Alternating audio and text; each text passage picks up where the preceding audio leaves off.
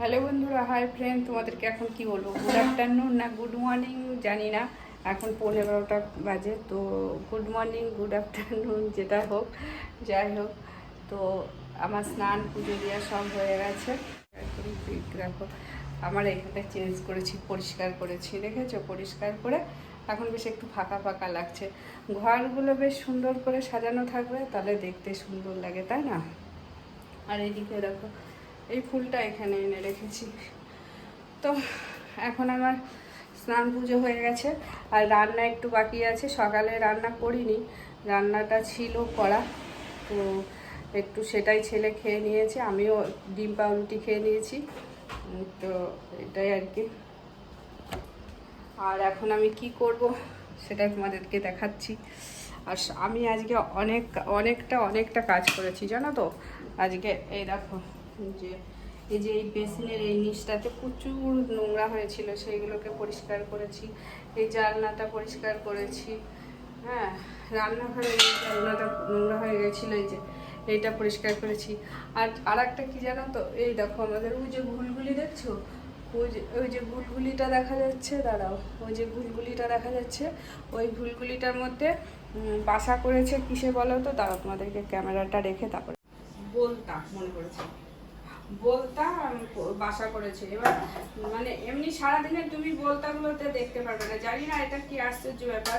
রাতের বেলায় যখন লাইট টাইট অফ করে শুতে যাই, তারপরে বলতাগুলো সব বেরোয়, প্রচুর বলতা। আর যদি আমি 4টের সময় ঘুম থেকে উঠি, তখন দেখবো এই ঘরে মানে ঢোকা যায় না, 20-25টা করে বলতা, সে হলুদ হলুদ যে বলতাগুলো। এবার ওগুলোকে তো ভয় লাগে, যদি কামড়িয়ে দেয়। আমি ওই ন্যাকড়াটা এত বলতা হয়েছে, কি করব বুঝে পাচ্ছি না। মানে এত বলতা, এমনি এখন একটাও বলতা নেই। রাতের বেলাও বেরোবে না, যতক্ষণ লাইট জ্বলবে বেরোবে, তখনই বেরোবে যখন অন্ধকার থাকবে ঘরটা। রাতের বেলায় যখন আমি 4টের সময় উঠবো, তখন দেখবো বলতা ভর্তি। সে মানে আমি লাইট জ্বালাতে পারি না, এরকম অবস্থা, এত বলতা। আর ভয় লাগে যদি কামড়িয়ে দেয়। তো আমি এখন ভাত বসিয়েছি, একটু জিরা রাইস করব, আর একটু স্নান পুজো যেহেতু হয়ে গেছে, একটু চা খাচ্ছি।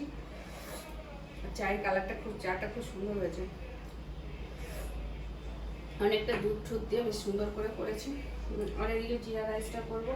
জিরা রাইসটা করে এই মাংসটা অ্যাকচুয়ালি কালকে রান্না করেছিলাম, ছেলে কলেজ গিয়েছিল, তো এসে বললো আমি মাংস খাবো না, আজকে খাবে। আর দইয়ের কারি বললো যে আমাকে এগুলো আজকে জিরা রাইস করে দাও, সেটা দিয়ে আমি খাবো। আমি বললাম ঠিক আছে, সেটাই হবে যেটা বলছিস, সেটাই ওই জিরা রাইস করবো। আর এগুলোকে গরম করবো, এগুলো গরম করলে তো আর হবে না, এগুলোকে গরম বসা। আর আমার মানে বড় গ্যাসটায় ছোট গ্যাসের মতো জ্বলে, আর ছোট গ্যাসটা বড় গ্যাসের মতো জ্বলে, জানি না কেন বার্নারটা এরকম। তো আমি এই পাশটায় দিয়ে দিলাম, এই পাশটায় তাড়াতাড়ি করে গরম করবো, করে রাইসটা করবো।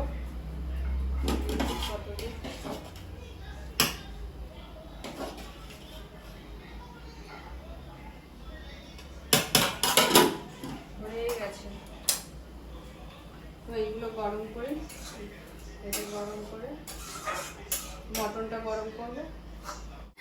প্রচণ্ড পা ব্যথা করছে,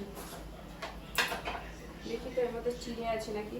আমি না চায়ের মধ্যে কাঁচা চিড়ে দিয়ে খেতে খুব ভালোবাসি, একটুখানি আছে চিড়েটা, চায়ের মধ্যে কাঁচা চিড়েটা দিয়ে দেবো। এবার চিড়েটা ভিজবে, তারপরে চামচি দিয়ে খেতে আমার খুব ভালো লাগে। দেখি চিড়েগুলো না তিতো তিতো, এর আগে এনেছি সেই চিড়েটাও একটু তিতো, এই চিড়েটাও তিতো, জানি না কেন।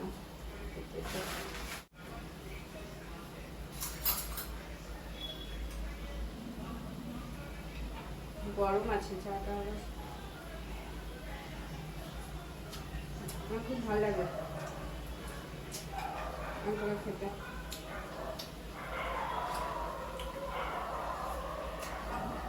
আর আমি করবো পটল ভাজা করবো আজ ঘরে, সেটা হবে। বাইরে বেরোই বাজার করতে, বাইরে সবই বেরোই, বাজার করতে বেরোই।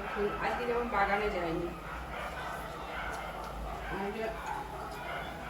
বাগানে যাইনি, তার কারণ ইচ্ছা করলো না। কালকে থার্সডে, কালকে বৃহস্পতিবার, কালকে যাবো বাগানে, আজকে ইচ্ছা করলো না বাগানে যেতে, তাই জন্য যাইনি।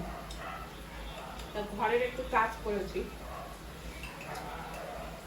মোছামুছিগুলো করেছি, এত ধুলো পড়ে না ঘরে।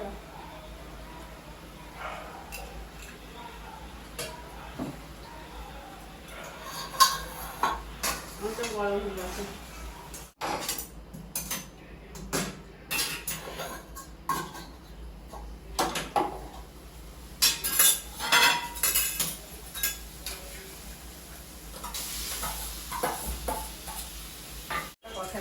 আমার ছেলে আমাকে বলছে ডিমের পোস্ট বানিয়ে দাও, আমি বললাম ঠিক আছে ডিম দিয়ে বানিয়ে দিচ্ছি। আমাকে বলছে পারবে তো পোস্ট বানাতে?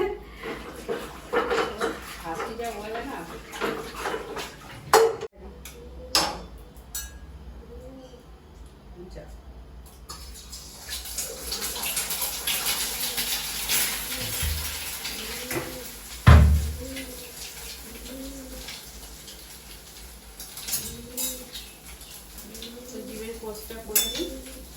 ডিমের পোস্টটা করে নিলে জিরা রাইস করে নেবো। জিরা রাইস করার জন্য শাহি জিরা লাগবে, তেজপাতা, শাহি জিরা, আর কিছু দেবো না, এটা দিয়েই করবো। আর একটু তেল আর একটু ঘি, ঠিক আছে?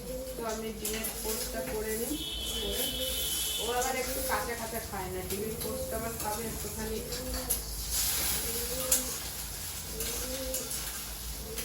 একটু মানে ভিতরটা একটু সিদ্ধ হয়ে যাবে সেরকম ডিমের পোস্ট খাবে, একদম নরম খায় না, নরম খেতেও ভালো লাগে না, একটুখানি কাঁচা কাঁচা শক্ত শক্ত হয়ে যাবে সেরকম খাবে।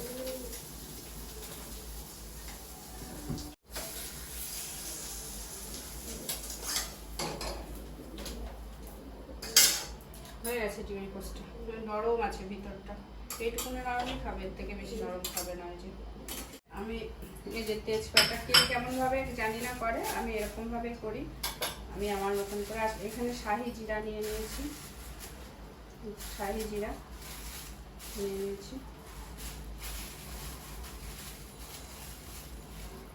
আমরা যখন আমার হাজবেন্ডের এখান থেকে আসছিলাম, তো ট্রেনের মধ্যে কি খাবে, তো আমার ছেলে মানে ট্রেনে দিলাম, তো সেইখানে এসে ওরা খাবার দিয়ে দেয়। তো এখানে জিরা রাইস অর্ডার করেছিল, ভালোই করেছিল। একটু সাদা তেল দিয়ে দিলাম, জিরা রাইস করবো তাই জন্য, আর একটু ঘি দিয়ে দেবো।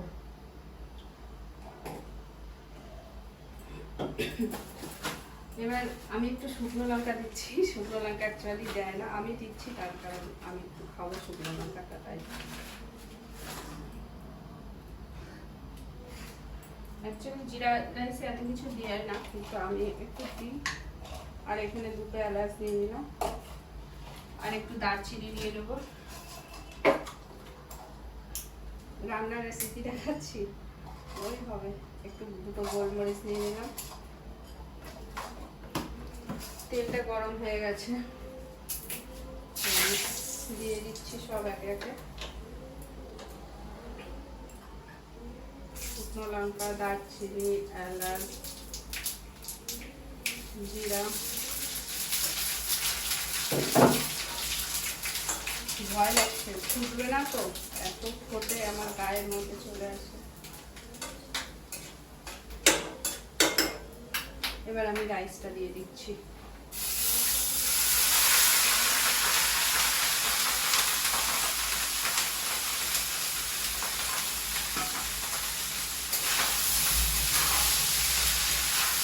খুব সুন্দর ফুল বেরিয়েছে।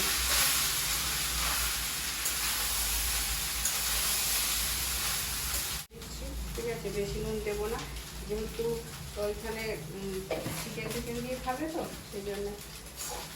ব্যাস হয়ে গেছে জিরা রাইস। দেখো